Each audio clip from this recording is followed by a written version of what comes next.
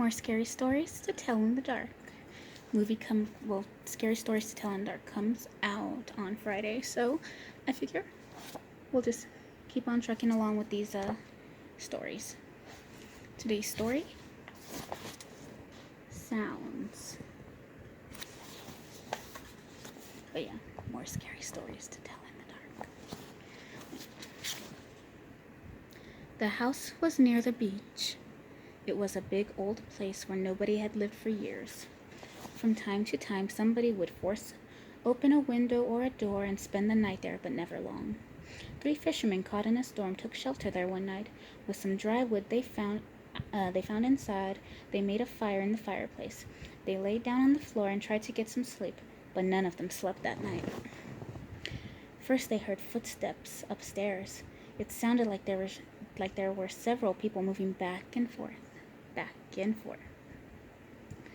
When one of the fishermen called, "Who's there?" the footsteps stopped. Then they heard a woman scream.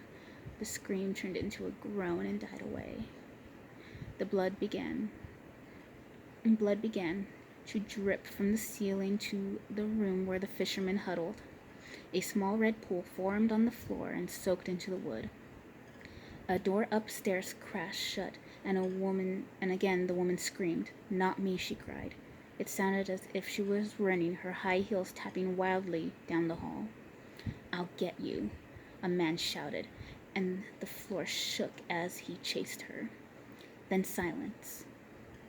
There wasn't a sound until the man who had shouted began to laugh. Long peals of horrible laughter filled the house. It went on and on until the fishermen thought they would go mad. When finally it stopped, the fishermen heard someone coming down the stairs, dragging something heavy that bumped on each step. They heard him drag it through the front hall and out the front door. The door opened, then it slammed shut. Again, silence. Suddenly, a flash of lightning filled the house with a green blaze of light.